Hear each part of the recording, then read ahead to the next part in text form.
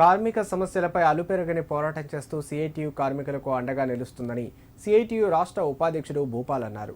కేంద్ర ప్రభుత్వం తీసుకువచ్చిన లేబర్ కోడ్లను సిఐటియు పోరాట ఫలితంగానే అమలుపరచలేకపోయిందన్నారు. కార్మిక కర్షక వ్యతిరేక విధానాలు అవలంబించినందుకే బీజేపీ అనుకున్న స్థాయిలో లోక్సభ స్థానాలు గెలవలేకపోయిందని తెలిపారు. సిద్దిపేట ప్రెస్ క్లబ్లో సిఐటియు జిల్లా స్థాయి శిక్షణ తరగతులు నిర్వహించారు.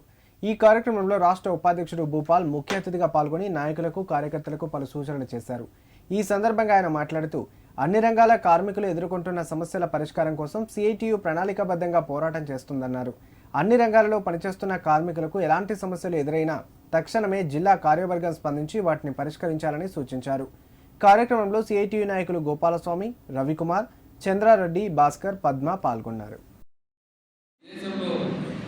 ఏర్పడిన తర్వాత 80 తర్వాత 90 తర్వాత ఎప్పుడైతే నూతన ఆర్థిక పారిశ్రామిక విధానాలు వచ్చినాయో ఆ పారిశ్రామిక విధానాలకు వ్యతిరేకంగా కార్మిక వర్గాన్ని సంఘటితం చేయడం మొత్తం అన్ని రంగాల్లో సంఘటితం చేశాము. అన్ని రంగాల్లో సభ్యులు పోరాటం ఇక్కడ కాంప్రమైజ్ లేదు. చివరికి మనం చేసే పోరాటాలు మనం చేస్తున్న కృషి వల్ల అందరూ గొడవ కిందికి వచ్చారు.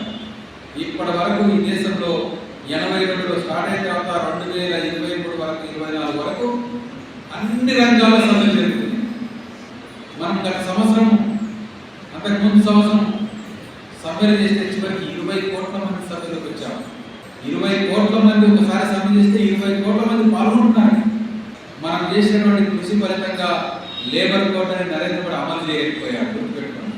ఒక బిఎంఎస్ తప్ప అన్ని కేంద్ర కార్మిక సంఘాలకు కాటిని తీసుకుని వచ్చి గత 10 ఏళ్లుగా మనం చేసిన పోరాట ఫలితంగా చివరికి నరేంద్ర మోడీ యొక్క లేబర్ కోడ్ను అమలు చేయలేకపోయాడని